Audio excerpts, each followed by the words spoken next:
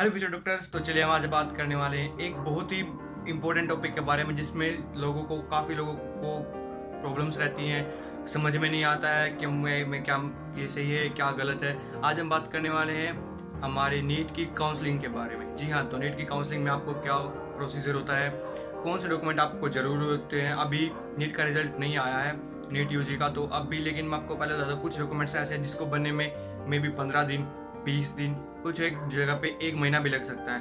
तो आप जैसे ही आप इस वीडियो को देखिए, अगर आपको लगता है कि आपके पास एक डॉक्यूमेंट ये नहीं है और इसको टाइम लगेगा, तो उसको आज ही आप उसको बनवाने के लिए आप जहाँ पे भी वो बनता है वहाँ पे आप दे सकते हैं। तो सबसे पहले बता दो, इस वीडियो का आप बड़े ही पेशेंसली समझिएगा। अगर आपको कोई भी इशू आता है, कोई टॉपिक या कोई चीज़ नहीं समझ में आती, कमेंट बॉक्स में आपको लिखे, आपको जितना जल्दी आप अपना डाउट दूर करेंगे हमसे पूछ के, उतनी जल्दी आप अपने नीट के काउंसलिंग की तरफ एक स्टेप आगे होंगे। तो सबसे पहले बता देता हूँ कि इसकी जो वेबसाइट है जहाँ पे जाके नीट काउंसलिंग होती है, एनटीए का काम सिर्फ एग्जाम करवाना है। अब ये नीट की काउंसलिंग हो जाती है दूसरी वेबसाइट पे, यानी कि एमसीसी के अंदर mcc.nic.in ये वेबसाइट है जिसके अंदर आपको रजिस्टर करना है अपने आप को। आप अपने वहाँ पे अपनी बेसिक डिटेल्स हैं, फ़ोन नंबर, ईमेल आईडीज़ हैं, या पे उसमें भरिए। आप वहाँ पे इस वेबसाइट पे आप रजिस्टर हो जाएंगे, आपको एक आईडी और पासवर्ड मिलेगा, आप उसको नोट डाउन कर लीजिएगा। आपको उस आईडी पासवर्ड का एप्लीकेशन फॉर्म जो आपने फिल किया उसका आपको एक प्रिंट आउट अपने पास रखना है, हमेशा रखना है। और मैं कहता हूँ कि हर एक ओरिजिनल के साथ आपको 2 सेट कॉपी का बिल्कुल कराइए। बाई चांस आपकी एक कॉपी कहीं पे मिस हो जाती है, फिर अर्जेंटली आपको एक कॉपी की नीड और आप कॉपी नहीं करा सकते किसी शॉप के पास जाएंगे, या आपके पास अभी नहीं है कॉपी कराने के लिए कोई फोटो शॉप की दुकान, फोटो कॉपी की दुकान, तो आप अपने पास एक सेट एक्स्ट्रा हमेशा रखिए एज ए बैकअप। डॉक्यूमेंट में बैकअप ऑलवेज नीडेड। तो आपके पास आपका आईडी पासवर्ड आ चुका है। आप आईडी पासवर्ड से आप उस वेबसाइट पे आगे जाके आप तो अपने अकाउंट को दोबारा लॉगिन कीजिए। आप जैसे दोबारा लॉगिन करेंगे वहाँ पे आपको चॉइस फिलिंग के लिए आपके ऑप्शन मिलेंगे। आप अपनी चॉइस के अकॉर्डिंग जो भी कॉलेज आपको जो प्रेफरेंस है आप उसको 1 2 3 के अकॉर्डिंग आप उसमें रैंकिंग कर सकते हैं, गवर्नमेंट प्राइवेट जो भी आप जाना चाहिए। उसके बाद आपको वहाँ से उसका प्रिंट आउट निकल जाएगा, आप उसको प्रिंट आउट को भी आप अपने पास रखिए।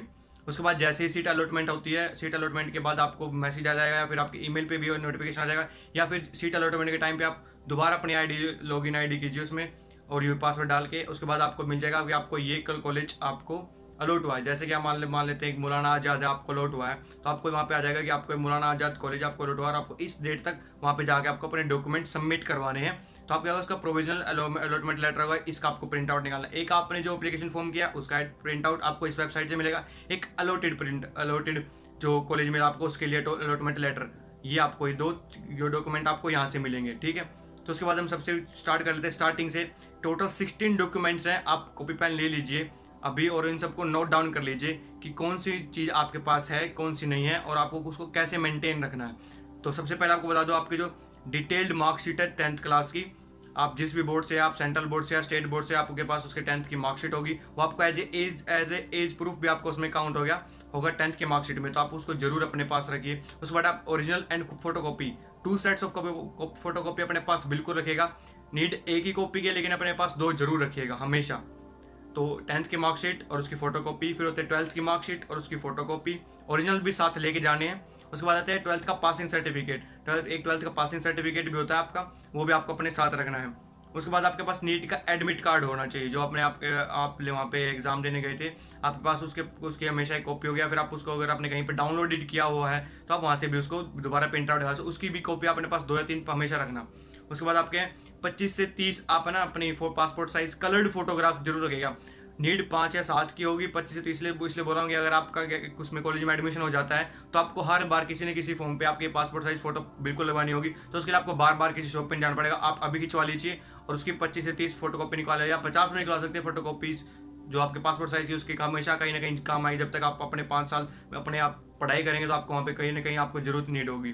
तो उसके बाद आपके पास अगर अपना एक आइडेंटिटी प्रूफ होगा, आइडेंटिटी प्रूफ में आप आधार कार्ड, पैन कार्ड या पासपोर्ट कुछ भी आप ले जा सकते हैं। आधार कार्ड बेस्ट है, आप सबके पास होगा, बाकी चीज़ें आप हो सकती है किसी के पास ना हो, तो आधार कार्ड इज बेस्ट, आप आइडेंटिटी प्रूफ ऐसे ले सकते हैं उसको। उसके बाद आपके अगर आप जनरल कैटेगरी से हैं तो आप या फिर EWS कोटा है या फिर कोई और कोटा है, यानी आपका किसी कास्ट है, SC ST BC, किसी भी अगर आपके पास कोई कास्ट का सर्टिफिकेट है आपकी कास्ट से रिलेटेड, आप उसका कास्ट सर्टिफिकेट अपने पास लेके रखें। और एज उसको ओरिजिनल और फोटो कॉपी दोनों रखिए। और अभी बता दूं कुछ का स्टेट्स में उसको कास्ट सर्टिफिकेट अगर नहीं है और आपको बनवाना, तो उसमें 25 से 30 दिन भी लग सकते हैं, 15 से 20 दिन भी लग सकते हैं। तो आप अगर आपके पास अभी आपके पास कोई कास्ट सर्टिफिकेट नहीं है आपका, या फिर आपका आउटडेटेड हो चुका, आपने एक फाइल पहले का भी बनाया था, मे बी इसकी जो होते हैं शायद 1 to 2 ईयर्स तक हम इसको वैलिड मान सकते हैं। लेकिन अगर आपके पास है तो आप उसको जरूर रखिए, और अपने पास मतलब आपके पास पुराना है उसको भी रखिए। और अगर आपको नहीं अप्लाई करना, नया अप्लाई कर नहीं करना है, आपको नया अप्लाई भी करना है, तो आप उसको नया अप्लाई कर भी दीजिए। आप एडमिशन के टाइम पे आप उनको बोल सकते हैं मैंने नया अप्लाई कर दिया, ये मेरा पुराना कास्ट सर्टिफिकेट है। लेकिन ये आज के डेट में बोल रहा हूँ, अगर आपको आज ही पता लग रहा है कि आपको अपना कास्ट सर्टिफिकेट अपडेट कराना, आपका 3 से 4 साल पुराना है, तो आप जस्ट एडमिशन के टाइम पे ऐसा बिल्कुल मत कीजिएगा। वहाँ पे टोटली रिस्क, आपका एडमिशन कैंसिल भी हो सकता है। लेकिन अगर अभी आपके पास कास्ट सर्टिफिकेट नहीं है और आपको चाहते हैं कि आपको बनवाने, मेरे पास ओल्ड भी है, अपने ओल्ड को भी अपने पास रखिए, और नए को जितना जल्दी हो सके उतनी जल्दी आप उसको अप्लाई कर दीजिए, ठीक है। उसके बाद आपका आता है इनकम सर्टिफिकेट। अगर आपकी इनकम एक पर्टिकुलर वैल्यू से कम है, जो आपके स्टेट में या सेंटर में आपको अलाउड है कि इसका कम जो इनकम है, आपको उसके लिए इनकम सर्टिफिकेट बनाना होगा। इसमें भी टाइम लगता है, 15 से 20 दिन लगता है, 25 दिन भी लग सकते हैं। इसके लिए भी आपको, और ये इसकी वैलिडिटी सिर्फ 6 मंथ की होती है, ये मेरे को ये कंफर्म्ड है। इसके 6 महीने तक वैलिड होता है। अगर आपका 6 महीने से ज़्यादा पुराना है, यानी कि काउंसलिंग के टाइम तक जब आपके डॉक्यूमेंट चेक हो रहे हैं, वहाँ पर आपके अगर डॉक्यूमेंट उसमें आपका इनकम सर्टिफिकेट के एक्सपायर्ड हो चुका है, यानी 6 मंथ हो चुके हैं, आपका वैलिड नहीं होगा। अगर आपको पता है कि काउंसलिंग के टाइम पे मेरा इनकम सर्टिफिकेट एक्सपायर्ड हो जाएगा, तो आपको उसको आज ही बनवाने के लिए दे दीजिए।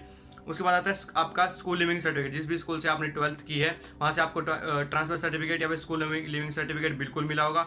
और अभी कुछ बच्चों के डाउट्स होंगे कि जो अभी आगे बीएससी कर रहे हैं या फिर कोई और कॉलेजेस में कहीं पे कोर्स में एडमिशन लिया हुआ है, उनके पास उनका स्कूल लिविंग सर्टिफिकेट जा चुका है, तो आपके पास एक ऑप्शन होता है गैप सर्टिफिकेट का, आप वो भी बनवा के रखें। और अगर आप अपना एडमिशन कैंसिल करवाते हैं वहाँ से, अगर आपका नीट में एडमिशन हो रहा है, तो आपको आपका स्कूल लिविंग सर्टिफिकेट आपको बिल्कुल मिल जाएगा। आप उनसे एक एप्लीकेशन, आपके एचओडी या फिर जो प्रिंसिपल कॉलेज के, उनके पास आप रिटर्न में एप्लीकेशन दीजिए और आप वहाँ से अपना जो है स्कूल लिविंग सर्टिफिकेट वापस ले सकते हैं। वैसे ही माइग्रेशन सर्टिफिकेट भी आपको 12th के बाद आपको मार्कशीट के साथ, 12th की मार्कशीट के साथ आपको मिला होगा। 12th के टाइम पे आपको मिला होगा एक 12th की मार्कशीट, 12th का passing certificate, school leaving certificate, character certificate and migration certificate. तो आपको ये सारे सर्टिफिकेट्स, और आपका एडमिशन के टाइम पे आपको इन सब की जरूरत होगी।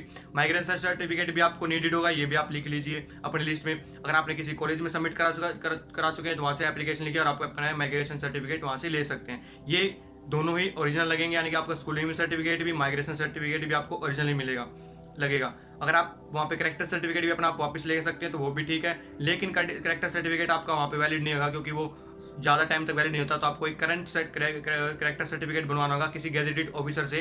तो आप उसका भी एक परफॉर्मा, आप किसी फोटोकॉपी जो फोटोशॉप की जो शॉप्स होती है वहाँ से आप परफॉर्मा लें, उसको फिलअप कराएं और गैजेटेड ऑफिसर से अपने साइन कराएं। आपका एक करेक्टर सर्टिफिकेट का भी डॉक्यूमेंट आपको बिल्कुल नीडेड होगा। उसके बाद आते हैं डोमिसाइल। आप जिस स्टेट से बिलोंग करते हैं, अगर आपको उस स्टेट काउंसलिंग में आपको अपीयर होना है, उसके लिए भी आपको चाहिए होगा। और एज ए आपका रेजिडेंट प्रूफ भी आप उसको ऑल इंडिया काउंसलिंग में आप उसको शो कर सकते हैं। उसके बाद आता है आपका रिजल्ट का स्कोर कार्ड, जो इसमें भी आपके मार्क्स लगे हुए हैं, जिसमें आपका रैंक लिखा हुआ है, वो आपको, उसके भी आपको ओरिजिनल एंड फोटोकॉपी दोनों के दोनों आए आपको नीडेड होंगे। उसके बाद आता है प्रोविजनल अलॉटमेंट लेटर, जो आपको सीट अलॉटमेंट हुई है उसका जो आपको प्रिंट आउट मिला, वो भी आपको जरूरी है, ओरिजिनल एंड फोटोकॉपी। उसके बाद आता है एक मेडिकल सर्टिफिकेट आपको जैसे काउंसलिंग हो रही है उससे 10 या 15 दिन पहले आपको पता लग जाएगा कि हाँ भाई मेरे मार्क्स इतने और मेरे को मिल जाएगा कॉलेज। अगर आपको लग रहा है अभी सेकंड काउंसलिंग में मिल जाएगा, तो भी आपको 5 या 7 एक हफ्ता पहले या 1.5 हफ्ता पहले आप किसी भी गैजेटेड या फिर जिसके पास वैलिड MBBS डिग्री हो, वहाँ से आप अपना एक बार अपना मेडिकल चेकअप जरूर करवा लीजिए। और यहीं पे बात आती है जो फिजिकली हैंडीकैप्ड है, उनके लिए फिजिकली हैंडीकैप्ड का सर्टिफिकेट लगेगा मेडिकल सर्टिफिकेट की जगह। यानी कि आप मेडिकली फिट नहीं है, आपको फिजिकली हैंडीकैप्ड की आपको कैटेगरी में रखा गया है, तो आपके पास उसका सर्टिफिकेट होगा, आपके पास जरूर होगा, या नहीं है तो आप उसको जल्दी से बनवा लीजिए और उसका भी सर्टिफिकेट आपको लगेगा। तो मैं एक बार दोबारा इन सभी डॉक्यूमेंट्स को दोबारा बोल रहा हूँ, आप एक बार चेक कर लीजिए कि आपने ये सभी डॉक्यूमेंट्स अपने नोट डाउन कर लिए हैं या नहीं कर लिए हैं। तो सबसे पहले 10th की मार्कशीट, फिर 12th की मार्कशीट, 12th का पासिंग सर्टिफिकेट, और उसके बाद एडमिट कार्ड है, फिर पासपोर्ट साइज फोटोज हैं, फिर आधार कार्ड है, फिर कास्ट सर्टिफिकेट है, इनकम सर्टिफिकेट है, स्कूल लिविंग सर्टिफिकेट है, माइग्रेशन सर्टिफिकेट है, गैप ईयर, करेक्टर सर्टिफिकेट है, डोमिसाइल है, रिजल्ट ऑफ नीट है, प्रोविजनल अलॉटमेंट लेटर है, मेडिकल सर्टिफिकेट यानी मेडिकल फिटनेस सर्टिफिकेट, या फिर इसकी जगह फिजिकली हैंडीकैप्ड का जो सर्टिफिकेट है। और इसमें आप बहुत लोगों को डाउट आता है कि मैं गैप ईयर में कैसे काउंट होगा, गैप ईयर मैंने अभी मैं बी फार्मेसी कर रहा हूँ, या फिर मैं बीएससी कर रहा हूँ, या फिर मैं बीएससी नर्सिंग कर रहा हूँ, और अभी मैं नीट में मेरे को लग रहा है कि नीट में मेरा एडमिशन हो जाएगा, तो मैं कैसे अपने गैप ईयर का क्या काउंट होगा। आपने 12th की है 2018 में या फिर 2020 में, और 2018 में आपने की है, और उसके बाद से जितना टाइम पीरियड है, अगर आपको कोई कोर्स कंप्लीट नहीं होता है, यानी कि आप उसको परस्यू कर रहे हैं अभी तक आपका कंप्लीट ना, तो आपको गैप ईयर में ही काउंट होगा। अगर आप 3rd ईयर में हैं, आपको 2.5 ईयर्स हो चुके हैं आप किसी भी डिग्री को करते हुए, और आपका नीट में सिलेक्शन हो जाता है, तो आपको 2.5 ईयर्स का आपको गैप सर्टिफिकेट बनवाना पड़ेगा। ये नहीं होगा कि आप उसमें लिख सकते हैं कि यार मैं 1 साल ड्रॉप किया, उसके बाद मैंने बीएससी कर रहा हूँ, ऐसा नहीं होगा। आपको उसका प्रॉपर गैप सर्टिफिकेट होगा। अगर आपने कोई डिप्लोमा कर लिया इस बीच में 1 साल का या 2 साल का, आप उसको डिग्री आप उसमें लगा सकते हो। उसके बाद आपको सिर्फ एक, अगर मान लो आपने 2 ड्रॉप किए हैं और एक में आपने उन 2 ड्रॉप के अंदर आपने एक डिप्लोमा कोई या फिर कोई सर्टिफिकेट प्रोग्राम आपने 1 साल का किया है, तो आप उसमें सिर्फ आपको 1 साल का जो गैप ईयर आपको वो देना पड़ेगा। आपको 2 साल गैप ईयर नहीं, क्योंकि आप उसमें एक में आपने गैप नहीं दिया, आपने अपनी स्टडी को कंटिन्यू रखा है और आपने कोई कोर्स या कोई सर्टिफिकेट प्रोग्राम आपने कंप्लीट किया है। तो ये थे कुछ डॉक्यूमेंट्स जो आपको मोस्ट इंपॉर्टेंटली नीडेड है। आपको स्टेट काउंसलिंग में जाना है उसके लिए भी नीडेड है, और अगर आपको ऑल इंडिया काउंसलिंग में जाना है तो उसमें भी नीडेड है। तो सबसे पहले आप कमेंट बॉक्स में आपको लिखिए कि आपको ये वीडियो कितनी यूजफुल लगी और आपको कौन से डॉक्यूमेंट्स के बारे में आपको पहले नहीं पता था, और अगर आपको कोई भी क्वेरी है इसमें से किसी भी डॉक्यूमेंट से रिलेटेड कुछ भी नहीं समझ में आ रहा है, मैं को क्या करना चाहिए क्या नहीं करना चाहिए, जल्दी से कमेंट बॉक्स में अपना इशू लिखिए। आप बिल्कुल भी अपना टाइम वेस्ट मत कीजिए, हमारी टीम आपके डाउट्स का वेट करिए और आपको इंस्टेंट रिप्लाई करेगी हर प्रॉब्लम के सोल्यूशंस का। और हमने ऐसे ही एक सीरीज बनाई है, टोटल जितने भी इंडिया में स्टेट्स हैं उनमें कितने मेडिकल कॉलेजेस हैं, प्राइवेट कॉलेजेस हैं, और उनमें टोटल सीट्स क्या है, हर कॉलेजेस में कितनी है, इसकी हमने एक पूरी सीरीज तैयार की हुई है और आपको हमारे चैनल पर मिल जाएगी। उसका लिंक भी आपको डिस्क्रिप्शन में शायद मिल जाए, वो डाल दूंगा मैं इस लिंक, तो आप वहाँ से भी जाके उस प्लेलिस्ट को आप उस सीरीज में अपने स्टेट्स को ढूंढ के अपने स्टेट के जितने भी मेडिकल कॉलेज हैं और सीट्स हैं, काउंसलिंग से काफ़ी टाइम पहले आप अपने आपके उंगलियों पे याद हो जाना चाहिए कि आपके स्टेट में कितने गवर्नमेंट कॉलेज हैं, मेरे को किस कॉलेज में जाना और इस कॉलेज में इतनी सीट्स हैं। और जल्दी से सबसे पहले अपने कमेंट बॉक्स में अपने मार्क्स लिख दीजिए और हम आपको बताएंगे कि आपके स्टेट में आपको कौन से कॉलेज में आपका एडमिशन मिल सकता है। जल्दी से जाइए कमेंट बॉक्स में अपने मार्क्स जरूर लिखिएगा, और ऐसे ही और भी यूजफुल इन्फॉर्मेशन जानने के लिए इंटीग्रेटेड कक्षा को आप सब्सक्राइब कर लीजिए। हम ऐसी इन्फॉर्मेशन आप तक बहुत जल्दी और एक अच्छे और डिटेल्ड व्यू मैनर में आपको पहुंचाने की बिल्कुल कोशिश कर रहे हैं। तब तक के लिए बेस्ट ऑफ लक डॉक्टर्स, आपका सिलेक्शन बिल्कुल होगा।